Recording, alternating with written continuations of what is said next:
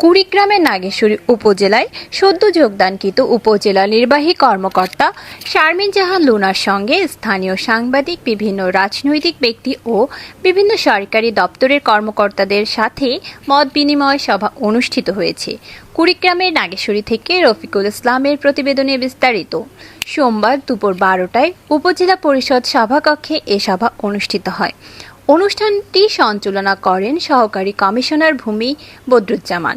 বক্তব্য রাখেন উপজেলা বিএনপির আহ্বায়ক সহকারী অধ্যাপক গোলাম রসুল রাজা, জামায়াতে ইসলামের উপজেলা আমির আব্দুল মান্নান, বীর মুক্তিযোদ্ধা নূর ইসলাম, প্রেস ক্লাব সভাপতি রফিকুল ইসলাম, কৃষি কর্মকর্তা শাহরিয়ার হোসেন, প্রকল্প কর্মকর্তা মোফাক্খারুল ইসলাম, নাগেশ্বরী থানার অফিসার ইনচার্জ আবদুল্লাহিল জামান প্রমুখ।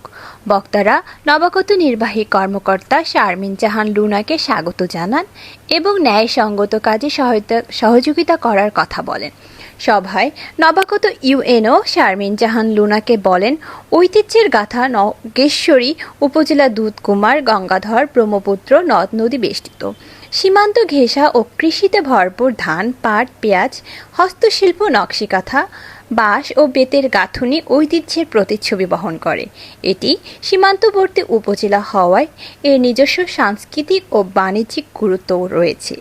এই উপজেলা 14টি ইউনিয়ন ও একটি পৌরসভা নিয়ে গঠিত।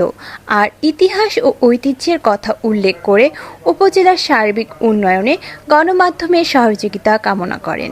একই সঙ্গে তিনি এলাকার বিভিন্ন সমস্যা ও সম্ভাবনা বস্তুনিষ্ঠভাবে তুলে ধরার জন্য সাংবাদিকদের প্রতি আহ্বান জানান।